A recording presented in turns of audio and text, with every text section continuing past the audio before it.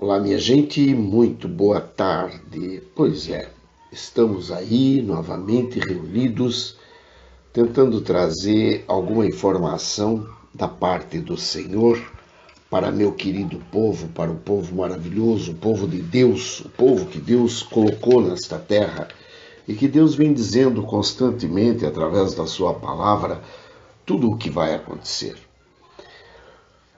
Quem é aquele que vem andando sobre as águas? Quem é aquele que anda sobre os ventos? Quem é o que usa o vento como um carro ou como um cavalo e circula pela terra como real, poderoso, eterno, o dono de tudo isto, o que realmente compôs toda essa sinfonia? Quem é ele?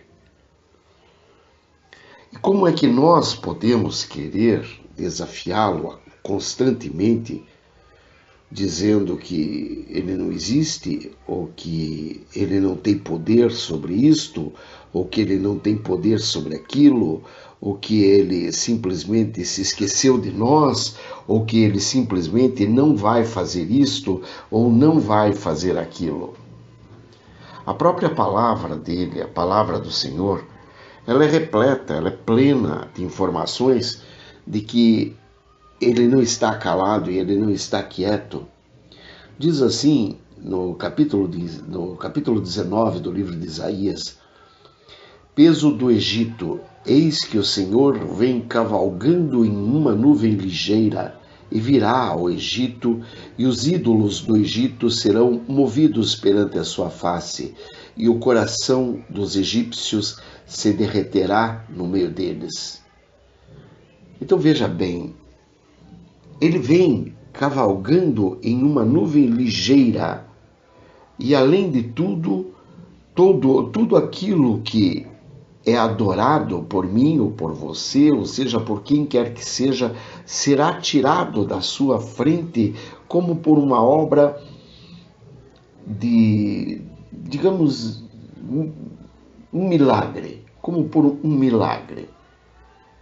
Gente, vocês sabem, todos nós sabemos que neste mundo as coisas não acontecem por acaso. Tudo o que acontece tem uma razão de ser. E a razão de ser é a força poderosa do Deus vivo, porque é Ele quem nos cuida, quem nos olha do alto de sua morada. É Ele quem está atento a todos os nossos movimentos. Se você escolhe o caminho da direita, lá Ele estará. Se você escolhe o caminho da esquerda, lá Ele estará. Se você vai acima, lá Ele estará. Se você vai abaixo, lá Ele estará. Se você deitar, estará ali também. Se você levantar, puxa vida, não tem como escapar. Ele está em todos os lugares e a todo instante, e ele ainda diz no próprio livro de Isaías, no capítulo 18, versículo 4, porque assim me disse o Senhor, estarei quieto, olhando desde a minha morada, como o ardor do sol resplandecente, como a nuvem do orvalho no calor da cega. Veja bem, ele está ali olhando como se fosse aquele ardor do sol, aquela suavidade com que, neste caso particularmente, ele não está falando suavidade, ele está falando do ardor do sol. Mas às vezes você tem aquela tardezinha gostosa, aquele solzinho bem tranquilo, bem ameno. É Deus olhando para a terra. Ó, estarei quieto, olhando desde a minha morada, como o ardor do sol resplandecente, como a nuvem do orvalho no calor da cega. Ou seja, quando o povo está pronto para colher toda a plantação, então aquela nuvem que orvalha a terra para que a terra fique menos quente e, portanto, menos machuque menos as tuas mãos, o teu caminhar. Então aquela nuvem vem e ela derrama o orvalho a fim de que você possa, digamos, sentir um pouco de, não aquele calor terrível, mas aquele frescor, tá? Então você veja, ele está ali também. Como é que você pode ousar olhar para aquele que te formou e dizer, não, tu não existes? Como é que você pode ousar olhar para a Bíblia, por exemplo, e dizer, não, essa Bíblia, ela, vamos supor, como muitas pessoas já vieram, inclusive na minha casa, pastor, inclusive, dizendo que a Bíblia, ela está toda errada. E, portanto, como está toda errada, ela realmente já não merece mais crédito. Então ela terá que ser, como disse o Papa Francisco um dia desses, ela terá que ser totalmente reescrita, porque ela já não atende mais o acompanhamento de todo o povo, de toda a população, de todo o povo da terra. Vejam só, existe na Bíblia as informações que estão aqui aparentes porque a mensagem é viva e eficaz. Ela corta como uma faca de dois gumes. Ela corta quando entra e ela corta quando sai. Quando você abre a Bíblia, você pegando qualquer passagem que seja, você mesmo imediatamente se já identifica que ela tem algo de diferente. Porque ela te fala coisas que muitas vezes calam profundo na tua alma e você percebe, inclusive, que trata-se da tua vida. Embora ali esteja falando de Isaías, Malaquias, Zacarias, Pedro, Paulo, Tomé, Lucas, João, está falando ali de inúmeras pessoas, de Esther, de Maria, de Abraão, de Moisés, de Jacó, enfim, está falando de inúmeras pessoas e inúmeras pessoas que você nunca viu na vida. Mas, curiosamente, primeiro ela nos traz toda uma árvore genealógica, provando que ela não está falando de alguém que não existiu. Ela não está citando um nome ao acaso. Aqueles nomes que estão citados não são ao acaso, são nomes dentro de uma árvore genealógica, provando a sua existência num determinado período de tempo que comprovadamente, tanto historicamente quanto geograficamente, existiu. Quer dizer, nós temos então uma Bíblia com informações que são vivas e eficazes. Quando você começa a perceber que aquilo, mesmo sendo história de João, de Malaquias, de Pedro, de Paulo, de Lucas, elas são também histórias da tua vida, você então começa a perceber que se trata de um livro diferente. Então você começa a perceber que ela conta a história de tua vida e muitas das vezes ela te mostra até os caminhos que você ainda desconhece acerca da tua própria vida. Ou seja, se você fizer A, a vida vai te responder com B e desta forma você terá, digamos, mudado este ou aquele resultado na tua vida. E este ou aquele resultado, você decide naquele momento que o amigo te convida para ir fumar uma maconha, ou para subir um monte, ou para dar uma volta na cidade, e você diz sim ou não, então você automaticamente está mudando o resultado da tua vida, porque você, digamos assim, está caminhando segundo aquilo que te apresenta. São, digamos, as encruzilhadas da vida que apresentam-se e você escolhe. E se você observar muito disso, não totalmente, a sua totalidade, você vai encontrar como profecias bíblicas para a tua vida, à medida que você começa a ler este livro como sendo a verdadeira palavra de Deus. Muito bem, mas ainda assim existem os céticos. Existem aquelas pessoas que vão dizer, não, mas este livro é um livro que foi escrito, e de fato foi há 4.000 anos atrás, e portanto, tendo sido escrito há 4.000 anos atrás, é claro, natural, é evidente, que ele não pode estar falando do Eli, especificamente de mim, né? Porque, veja bem, há 4.000 anos atrás, eu, digamos, não seria conhecido. Muito bem, então, a Bíblia não poderia estar falando de mim. Trata-se então, já que nós somos céticos, da nossa própria ceticidade, ou seja, da nossa própria, digamos assim, foi uma coincidência você ver alguma coisa que pode te lembrar que você é um leão e que o Senhor está sobre uma torre de vigia, em pé, continuamente de dia e de guarda, se pondo noites inteiras, cuidando de você. Não, é uma coincidência, mas tudo bem. Só que daí você vai poder observar que existem estudos bíblicos já que somente poderiam ser feitos através de computadores. E computadores muito poderosos, não pode ser o computador somente de casa, apesar de que já existem softwares muito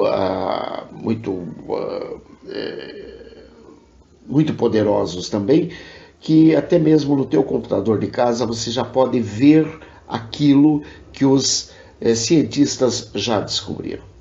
O que eles descobriram? Eles descobriram que ao ler a Bíblia, então vamos supor, você começa lá em Gênesis capítulo 1, versículo 1, que diz: no princípio criou Deus os céus e a terra era sem forma e vazia, e havia trevas sobre a face do abismo, e o Espírito de Deus se movia sobre a face das águas. Então, muito bem, você está começando a ler e você vai vendo que, vamos supor que você resolva pular de 100 letras em 100 letras.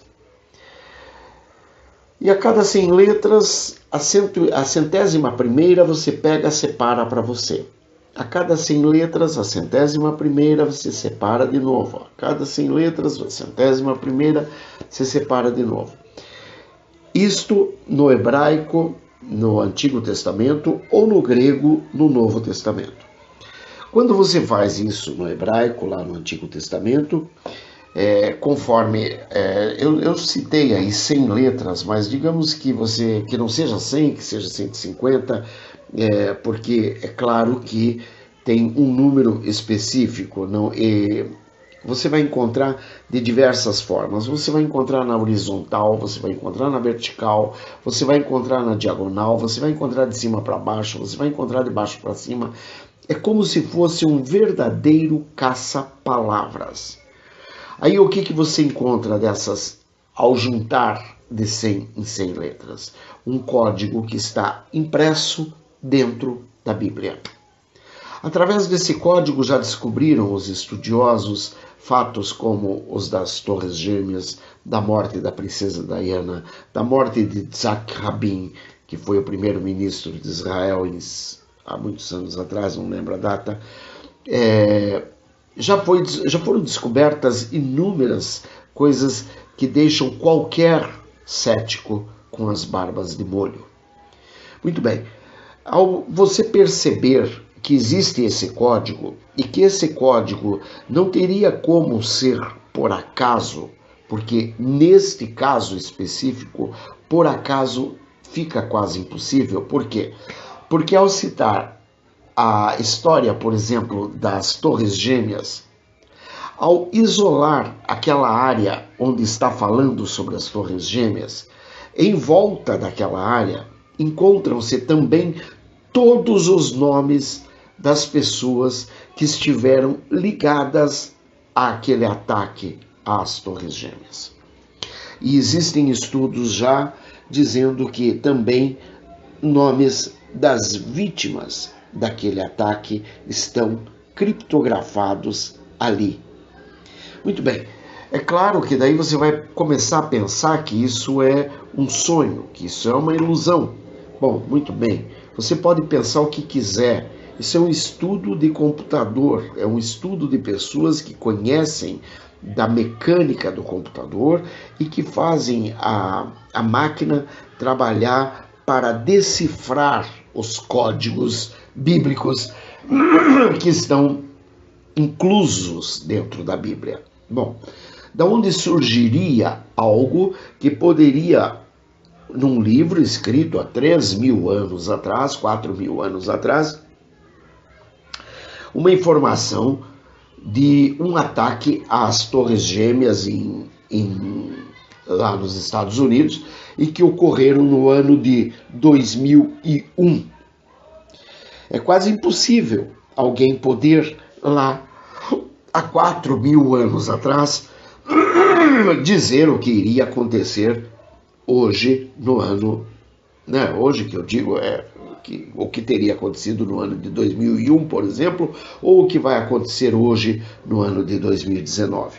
Bom, mas não somente isso, nós vimos também que não somente os ataques às Torres Gêmeas foram devidamente catalogados, como, por exemplo, a morte da princesa Diana, aquela que era mulher do príncipe Charles, e que ela estava passeando com Fayed. Fayed era um amigo dela, um conhecido dela, não sei, e ela tinha os filhos pequenos, e ela passeando com Fayed, e ela vai atravessar uma ponte sobre um rio, e quando ela passa por baixo daquela ponte, ponte, um viaduto, não lembro direito a situação, ali ela encontra a morte. E justamente naquele fato, naquela descrição, que a princesa Diane diz o nome de solteira dela, Spencer, que ela encontraria a morte. E ainda diz assim: vocês me mataram. Quando ela diz vocês me mataram, ela está se referindo justamente à princesa Diana, estaria se referindo aos paparazzi, que eram aqueles fotógrafos que corriam atrás dela para fotografá-la, para poder publicar em jornal, porque aquilo rendia notícia e o jornal vendia bastante quando tinha aquele tipo de notícia.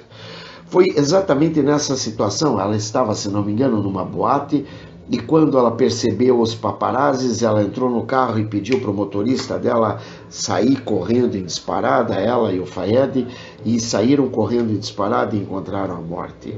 Então vocês vejam que é uma situação muito curiosa, porque ela estava de fato fugindo dos fotógrafos.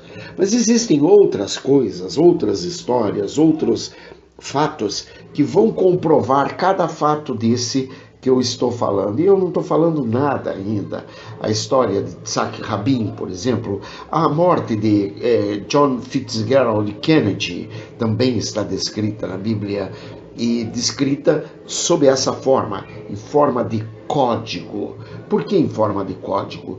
Porque se não fosse em forma de código, digamos que seria necessário muitos e muitos e muitos e muitos e muitos livros para descrever toda a história que está contida neste único livro que é a Bíblia.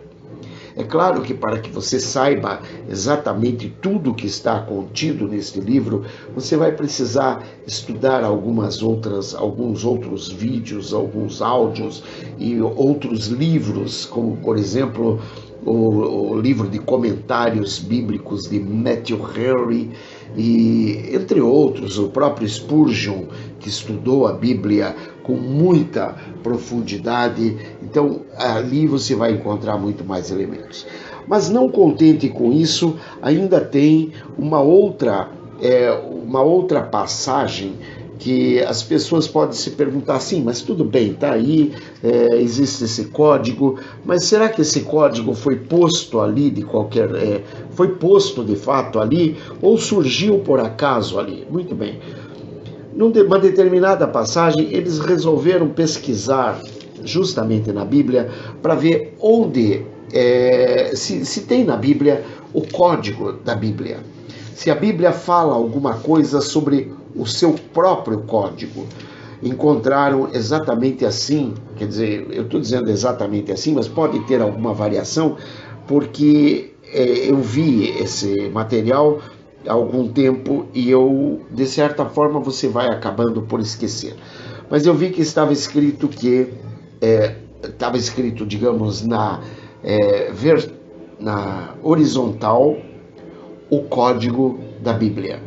E na vertical, cortando essa frase, estava escrito selado na presença de Deus, como se fosse uma forma de cruz.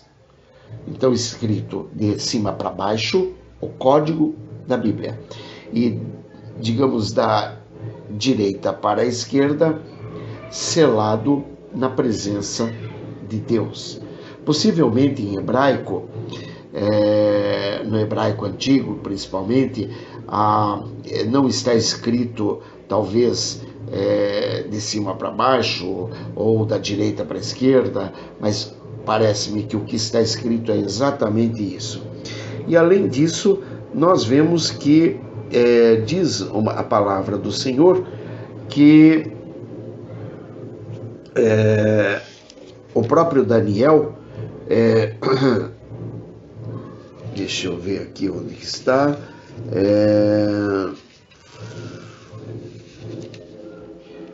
ai meu Deus, está aqui. E naquele tempo se levantará Miguel, o grande príncipe, que se levanta pelos filhos do teu povo, e haverá um tempo de angústia, qual nunca houve, desde que houve nação até aquele tempo. Mas naquele tempo livrar-se-á o teu povo todo, aquele que se achar escrito no livro.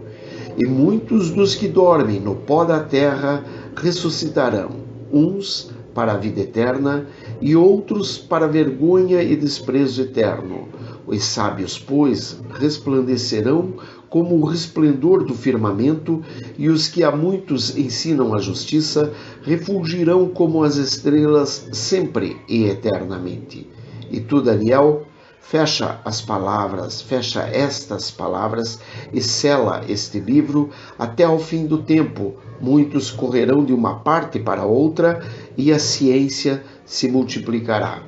E eu, Daniel, olhei e eis que estavam outros dois, um desta banda à beira do rio e outro da outra banda à beira do rio.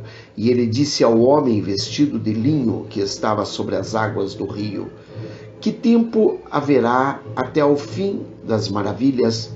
E ouvi o homem vestido de linho, que estava sobre as águas do rio, quando levantou a sua mão direita e a sua mão esquerda ao céu, e jurou por aquele que vive eternamente, que depois de tempos, e metade de um tempo, e quando tiverem acabado de destruir o poder do povo santo, todas essas coisas serão cumpridas. Eu, pois, ouvi, mas não entendi, por isso eu disse: Senhor meu, qual será o fim dessas coisas? E ele disse: vai, Daniel, porque estas palavras estão fechadas e seladas até ao tempo do fim. Muitos serão purificados e embranquecidos e provados, mas os ímpios procederão impiamente, e nenhum dos ímpios entenderá. Mas os sábios entenderão, e desde o tempo em que o contínuo sacrifício for tirado e posta a abominação desoladora, haverá 1290 dias. Bem-aventurado o que espera e chega até 1335 dias. Tu, porém, vai até o fim, porque repousarás e estarás na tua sorte no fim dos dias. Então nós vimos aqui que ele fala claramente em selar o livro e que estas palavras estão fechadas, seladas até ao tempo do fim. Muito bem, lembrando que estão seladas até ao tempo do fim e que todas essas coisas serão cumpridas. Além disso, ele fala claramente que os únicos que serão salvos serão aqueles que estão escritos no livro. Qual livro? Pois é, muita gente acha que é um livro que Deus tem para com ele, e eu, após ler e conhecer esse detalhe, eu começo a ter a certeza de que o livro da vida é a Bíblia Sagrada, de fato. A cada dia que passa, mais eu fico ciente de que a Bíblia Sagrada é o livro sobre todo o livro. Ela traz, com certeza, o nome de todos aqueles que terão que ser salvos, que terão que ser libertos, que terão que ser descritos, até mesmo para comprovar que só o Senhor é Deus. Nós vemos, então, que não temos muito para que lado correr. Ou nós aceitamos, ou nós aceitamos. A Bíblia é o livro sobre todo o livro. Nenhum outro poderá ter essa mesma destinação. Lembrando também que a própria Bíblia Sagrada, veja bem, escrita há quase 4.000 anos, ela tem também codificado a palavra computador, que seria usado justamente para decifrar esses códigos. Junto com essa palavra computador também traz codificado que esse código da Bíblia, ele seria descoberto em determinado ano. Parece-me que foi pelo ano de 97, uma coisa assim. Lógico que cita o nome de quem iria descobrir isso. Curiosamente, vamos ver e vamos encontrar o nome de quem descobriu esse código da Bíblia, que foi através de um computador e no ano citado na Bíblia. Quer dizer, não há o que dizer contra a Bíblia. A Bíblia é o livro sobre todos os livros. Eu queria aproveitar aqui, depois de uma meditação desse calibre, para que a gente faça uma oração clamando a Deus por sua misericórdia sobre nossas vidas. Ó Deus Todo-Poderoso, ó Deus misericordioso, ó Deus de Abraão, de Isaac e de Jacó, ó Deus de nosso Senhor e Salvador Jesus, que é o Cristo de Nazaré, o Filho do Deus vivo, aquele que veio para nos libertar, para nos salvar, para nos redimir das nossas próprias culpas, nos dando o caminho que conduz ao Senhor. Nós te pedimos, ó Pai, que nos abençoe, que nos proteja, que nos guarde, que desça sobre nós o manto do sangue carmesim, bem como a armadura completa descrita em Efésios 6:10-18. Protege nossas casas, nossos familiares, amigos, dá-nos saúde, dá-nos força, dá-nos a saúde espiritual, física, material, financeira, econômica, enfim, tudo aquilo que necessitamos, em especial a saúde intelectual, para que nós possamos ler e entender, ver e saber o que estamos vendo, falar e poder ser ouvidos, para que nós possamos pregar a Tua palavra, Senhor, mostrando aos Seus filhos, aos nossos irmãos, que Tu és o Deus vivo, o Deus sobre todas as coisas, o Deus que criou toda a terra e que ninguém jamais ousará fazer frente à Tua palavra, Senhor, à Tua onipotência, onipresença e onisciência.